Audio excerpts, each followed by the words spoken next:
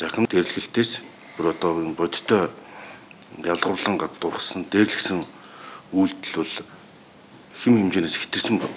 Ил болж байгаа юм шүү дээ. Ямар урчин сэргийлэх аргамж авч ирсэн. Хохирогч хүүхдүүдэд шаардлагатай сэтгэл зүйн болон хүүхд хамгааллын үйлчилгээ үзүүлэх аргамжаа зохион болгох хэрэгтэй. Хүүхд учраас л ямар ч хариуцлага хүлээхгүй гэсэн буруу мэдээлэл яваад байгааг зогсоож ямар хариуцлага тооцсон талаар мэдээлэх хэрэгтэй.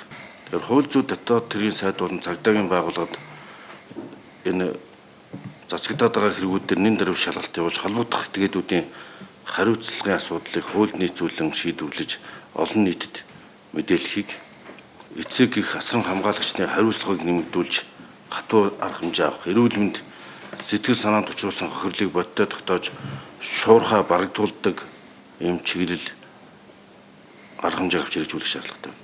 Тэгм учраас боловсролын яам ажилдаа дүгнэлтийж хүүхдүүдтэй холбоотой асуудлуудад мэрэгжлийн байр сууриас хандаж аль бүрэн тушаалтнуудад хариуцлага тооцож өгнөгээд өндөр ачаалттай ажиллаж байгаа эдийн багш нар дээр тохиж болохгүй шүү.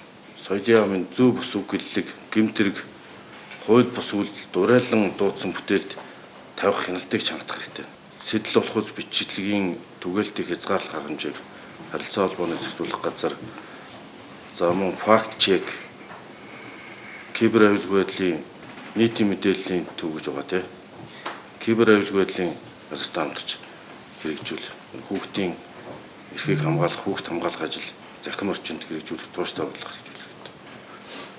За ингээ энэ хуулийн төслөө өргөн барих нь бол яаралтай хэрэгжүүл 18 да. Хууль руу жигчээд бусад яаралтай хууль эрх зүйн арга хэмжээ авахгүй юм шиг байгаад зэрлээд байна. Саяны арга хэмжээнүүдийг баяжуулаад хэрэгжүүлэх.